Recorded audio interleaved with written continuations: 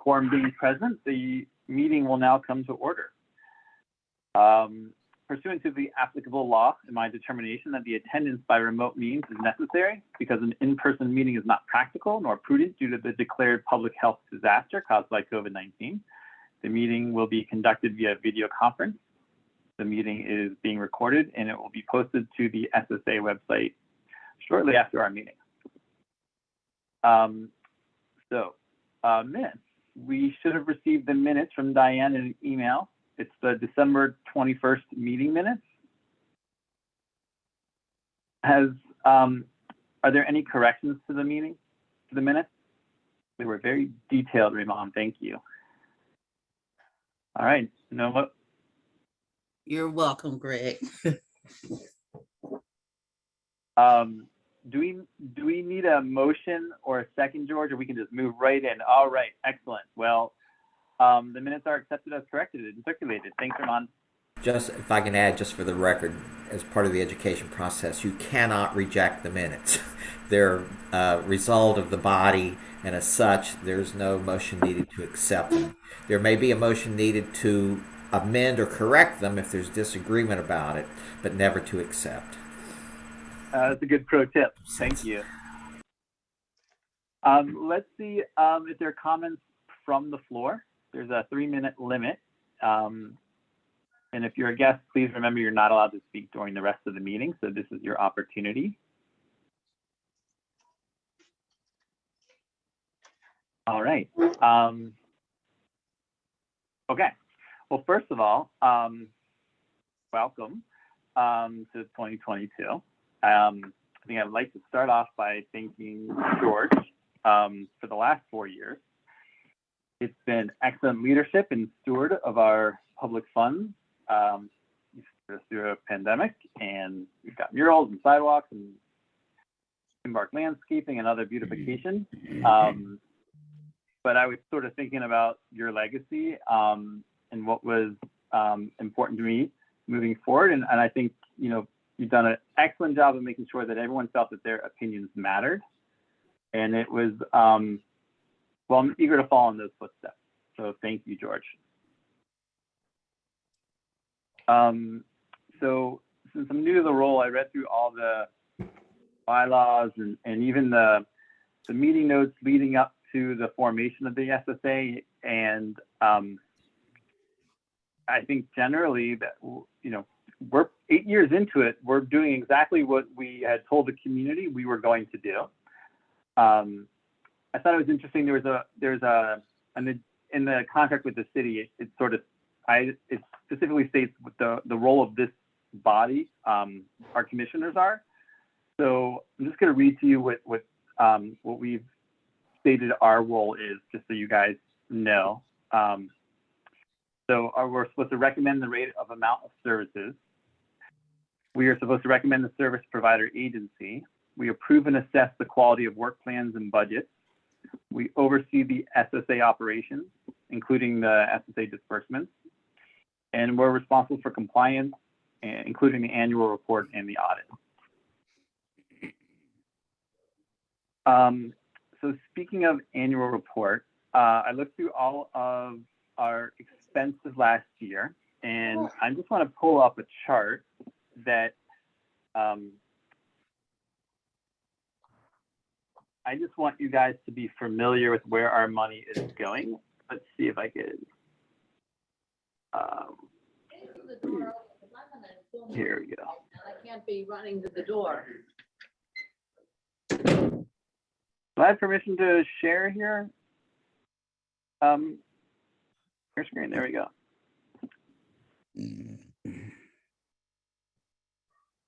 All right. So this is a breakdown of where we spend our money, just so we're all familiar with it. Most of our money goes to public way aesthetics, things like landscaping, public art, and sidewalk maintenance. Very little of our money goes to safety, which is also in our mandate. And customer attraction is also a big one with our website and our events and social media. So I don't know that there are any surprises here. I just thought it would be helpful to sort of see Where we spend our money probably represents our priorities. And not that I'm suggesting we change any priorities, but wondering if this looks like where you guys feel we should prioritize. Is there anything here surprising or I don't know, that you guys want to call out that you feel like we're underrepresented or overrepresented in how we prioritize our resources?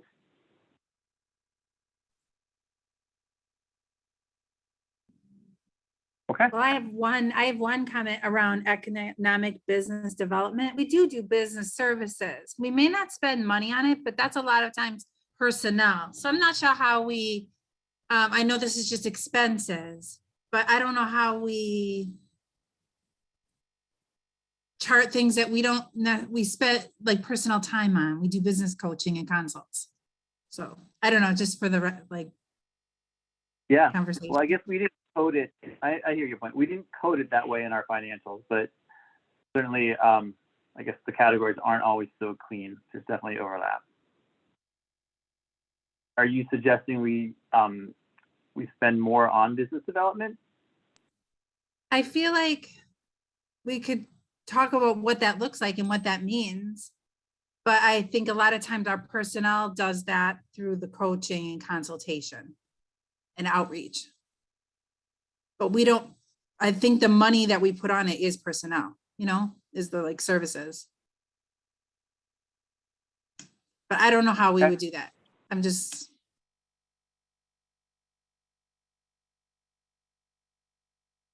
Any other comments before we move along? All right.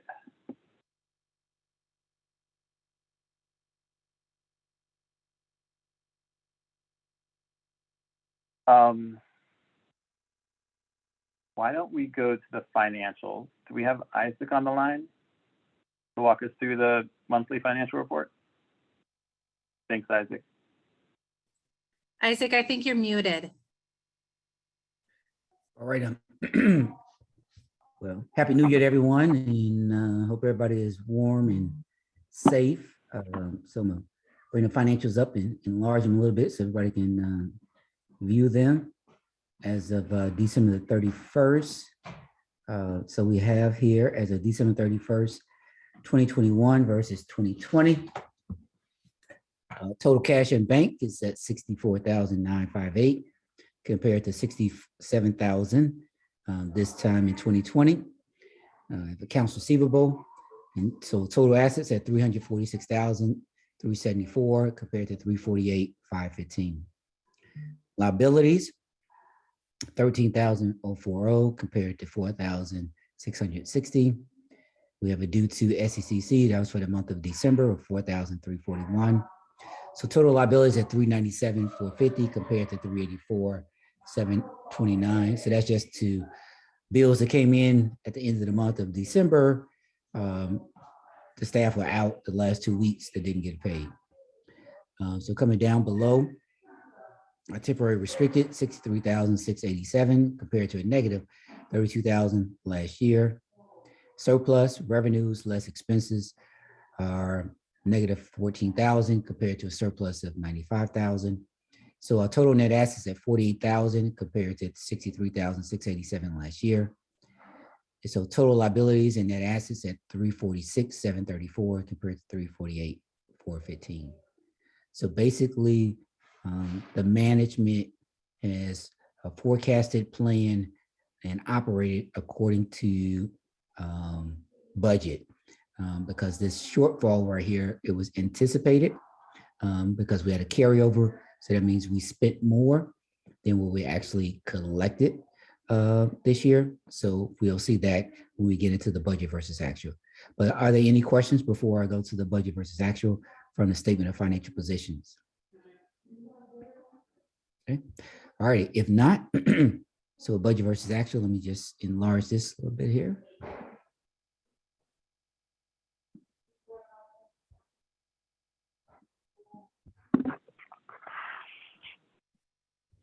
Right, so total revenues at $254,947 compared to a budget of $317. And within that 317, we actually had, I think it was like 43,000, 45,000 of carryover from last year. So if you subtract that out of the budget amount, so that will probably be a normal levy right around 380, 280, 270, and you collected 254. So you probably just from had tax collections had a shortfall somewhere between $20,000-$25,000 this year.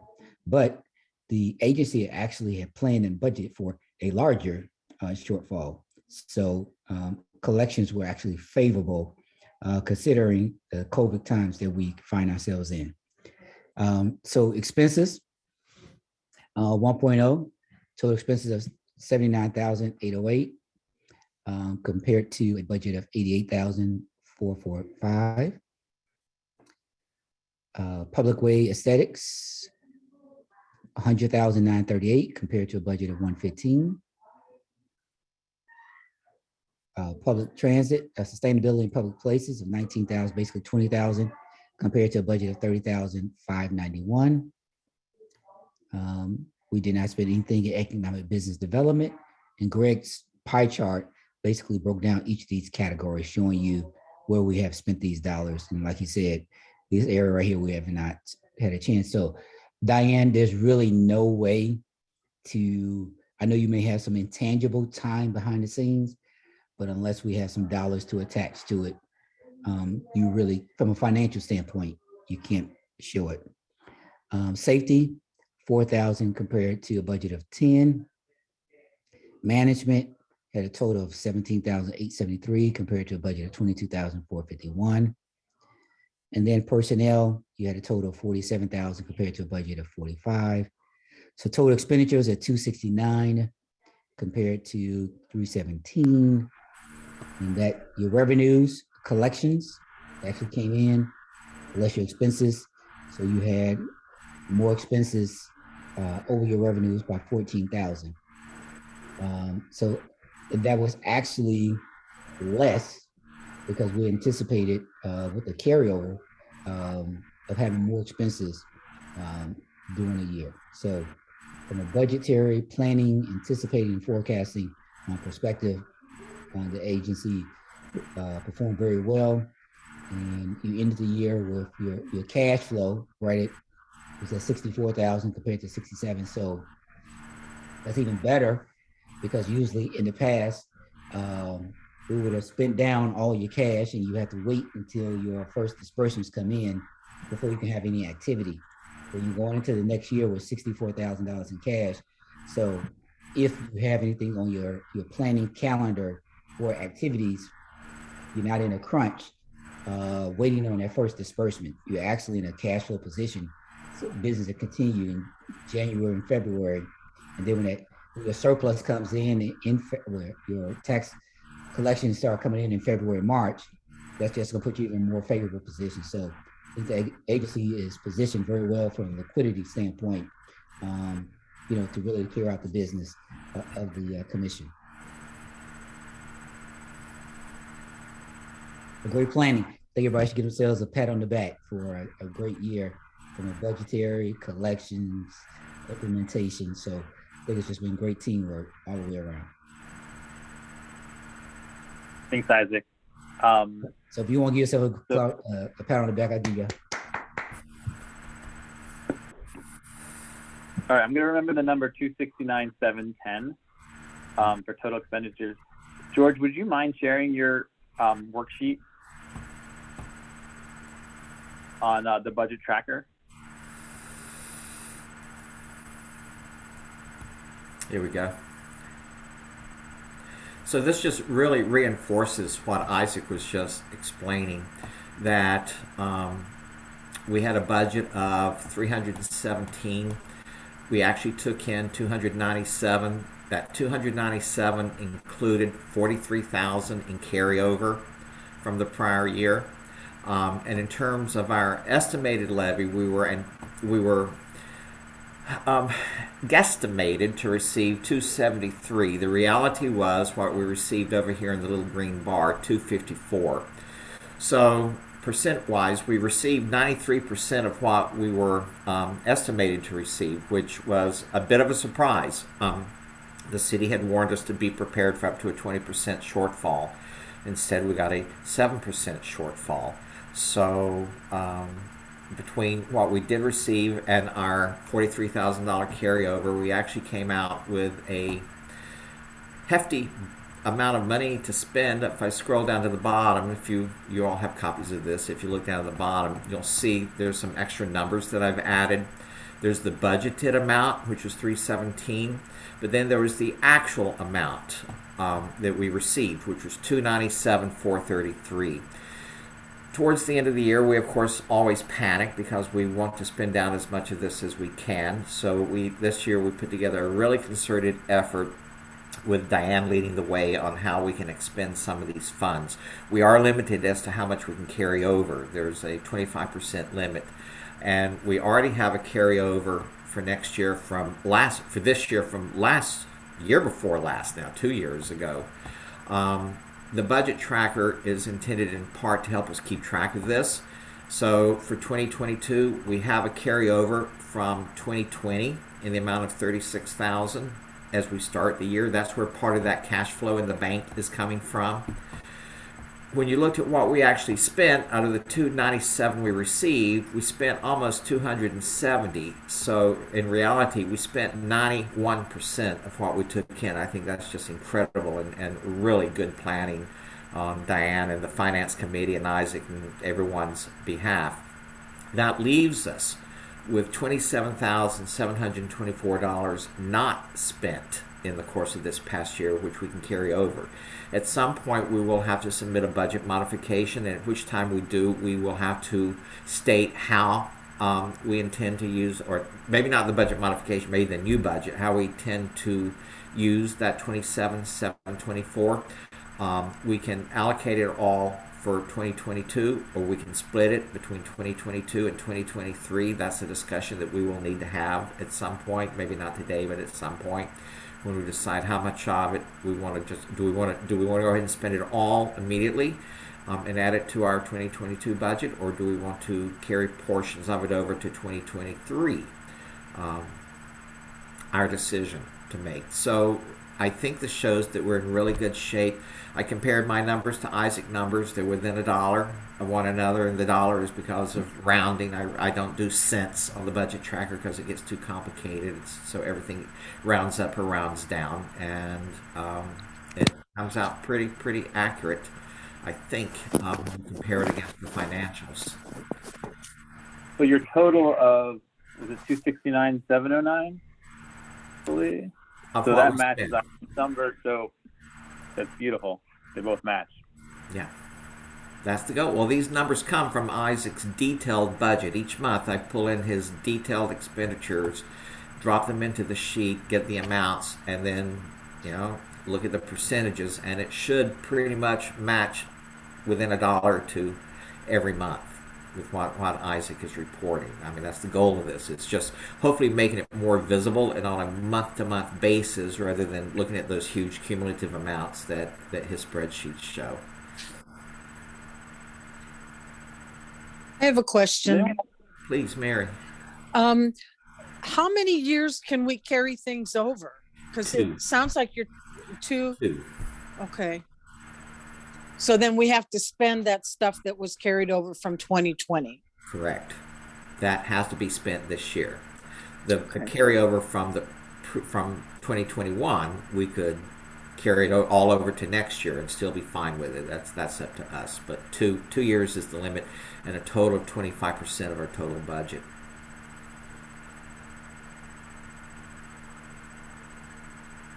More questions or comments about the budget tracker?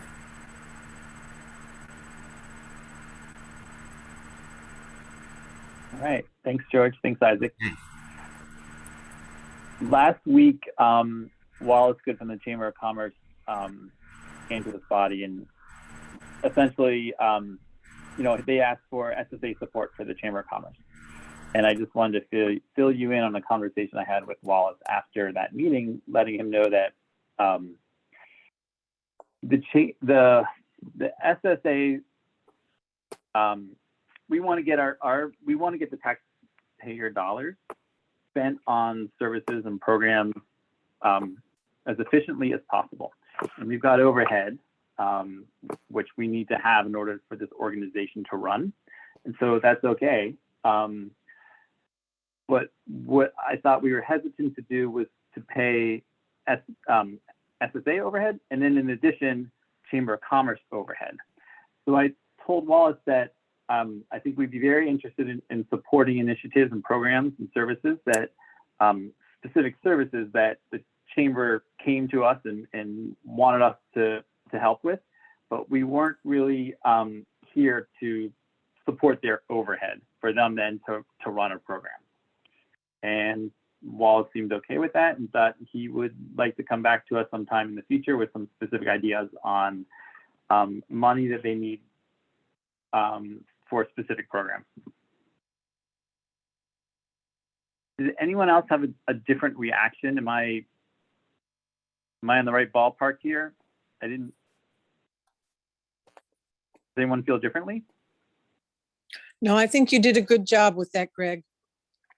Okay, I thanks, agree. Ray. Okay, well, I do too. I think what you're saying is just right. okay, great. Yeah, I also Thank you. agree because, the chamber is a similar program to what we're doing. So I think we have other priorities that would come before the chamber. I think you did a great job on that one.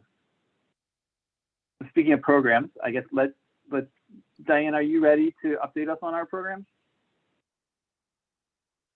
Please. Please. Sure. All right. Hello, everyone. I gave a pretty thorough program report at the last meeting, but I have just a couple items I wanted to target today on our agenda. Sorry, for some reason, the agenda is not pulling up.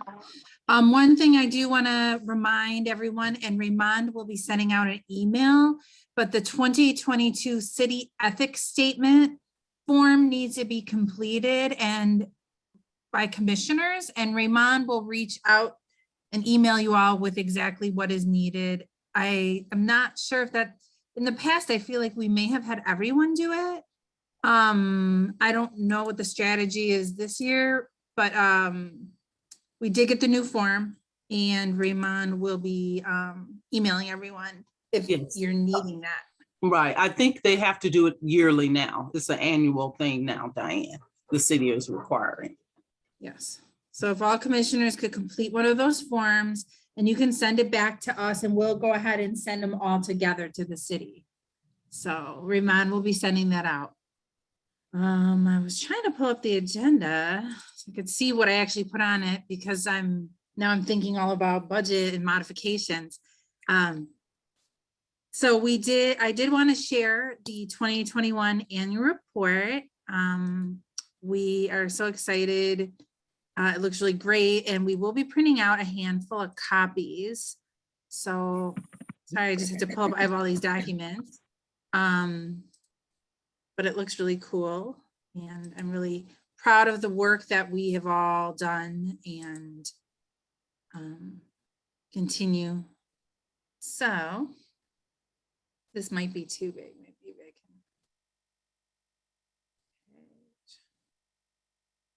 I can. Can everyone see that okay? So 2021 annual report, and I will email this out. It's just hot off the presses like yesterday. And then the editing was done so that way we could have it ready to at least show everyone. So here is our, the overview of what is special service area and our commissioners, who is in what roles, service provider team, any significant topics, the map of the district. Then we talk about 2020 and how, the COVID-19 affected operations of small businesses. So then we, some highlights as we continued our business retention and attraction. We had 78 businesses either new or renew in 2020. 21, and we also performed 77 business consultations that were identified as Hyde Park. So here are some new arrivals. You guys can take some time to read through all of this later. It's also broken down by public ways, some of the things we've done around streetscape, graffiti removal, litter abatement, special projects that we did, and some pictures.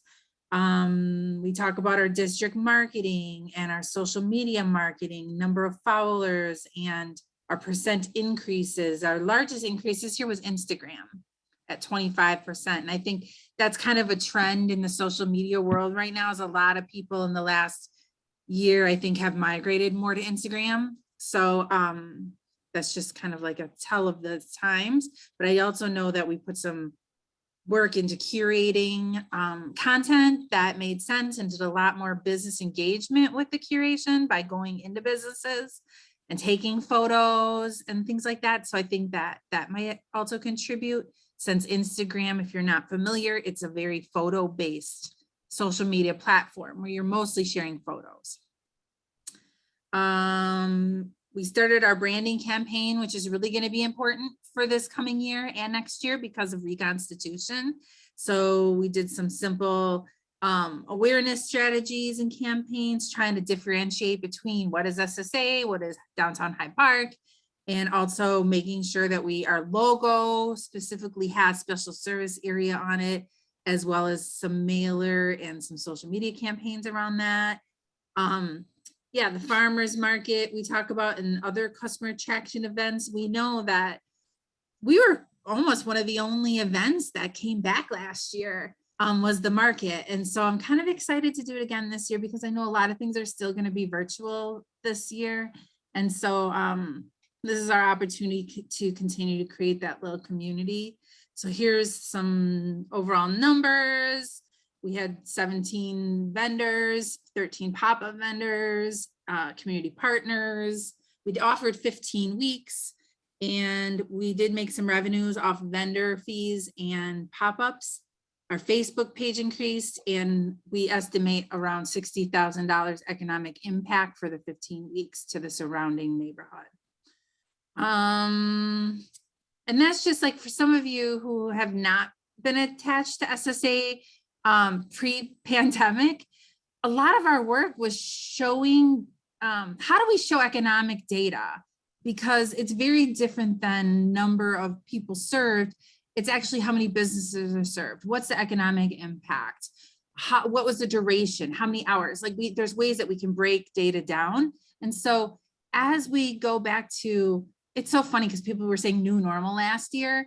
Well, I don't even know what that means anymore. Let's be honest. So as we continue to do any kind of activations, we're hoping that we will continue to have some kind of data tracking component that we can show economic impact. We did do our Shop Local campaign, which was a overarching campaign. We had 6 community partners, 7 neighborhoods, 64 businesses, but Hyde Park also did their own one-off campaign. And of the 64 participating businesses, I am so happy to say that 26 were from the SSA. So that was really awesome. We did hire a consultant to do the online directory and data at the end of the year, which will be used for our new website. And she also was very pivotal in supporting us with getting businesses signed up for the Shop Local campaign. So I'm really happy about that. That's the winner who won the raffle. We talk about placemaking, Hyde Park Holidays, our lovely, beautiful murals. If you haven't been down to visit on one of these warm days, take a walk over.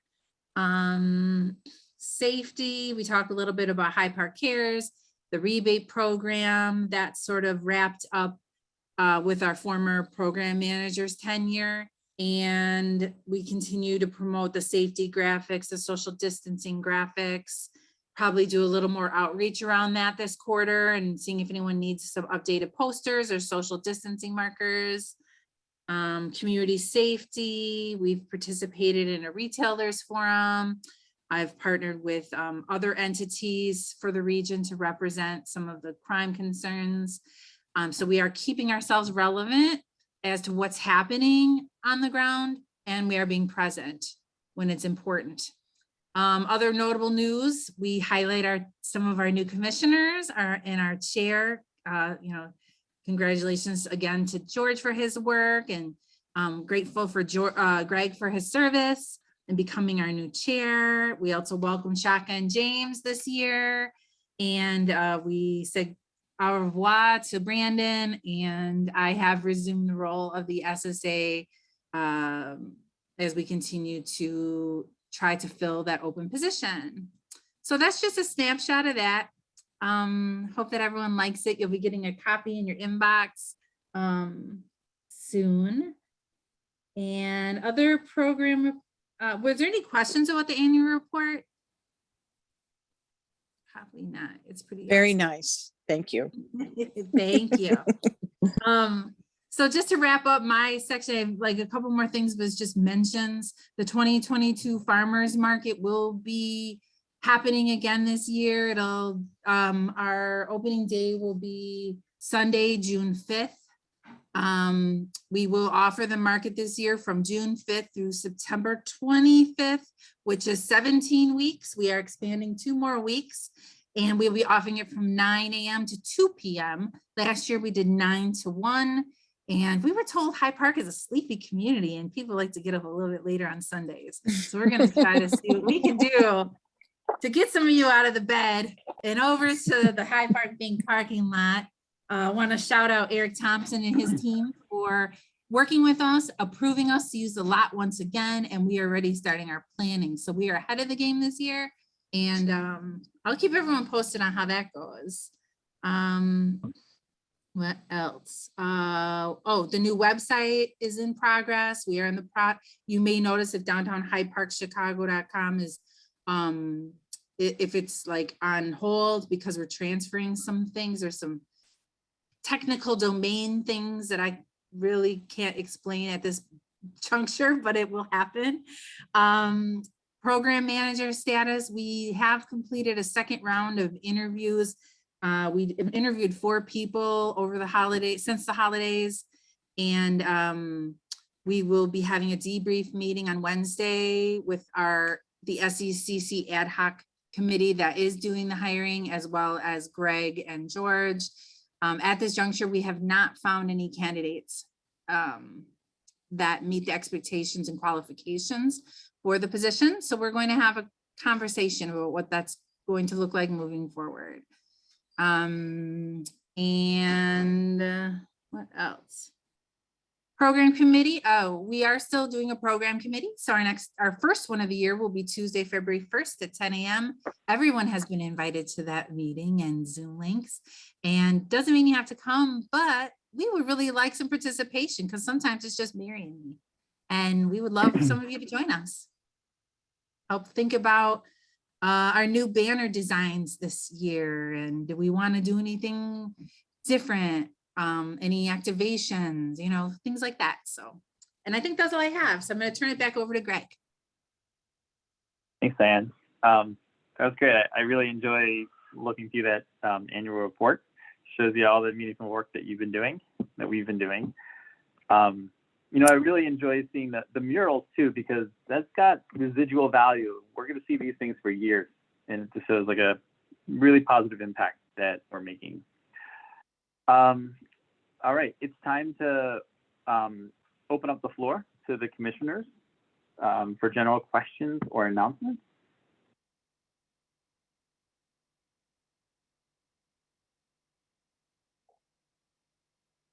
Anyone want to add to the conversation? We're all on our best behavior. It's I do want to January. say that Angie Marks was officially approved from City Council in December. So you all know we've been working through with the city and how that all plays out. So I just want to thank you for your service, Angie. I'm glad to be part of it. Thank you. All right, before we adjourn, just wanted to let everybody know if there are things that you want to cover in on the February meeting, which with the date of the February, it's the 4th Tuesday, so that the February. March. No meeting in February. No Motivator February. What's the date of our next meeting? Sam, you know? It is the fourth Tuesday in March and it's at 7 p.m. March 22. March 22nd. Yes, and it's an evening meeting because we are required to have 2 meetings in the evening. All right, March 22nd, 7 p.m. Get that right? Okay. Well, if there are things that you want us to explore in the next meeting or add to the agenda, please don't be shy. I think we'd love to flush out all the topics that you guys think are important. All right, well, if there's no further business and there are no objections, this meeting will be adjourned. One comment, Greg, kudos to you and your new beginning. Job well done. Yes. Yes. And to your supporting staff. I second that. Thank you. Appreciate it. Well, there being no objections, this meeting is adjourned. So have a great day and thank you very much for your service. Everyone, please be Bye safe. all. Take care, everybody. Yes. Stay warm. Bye-bye.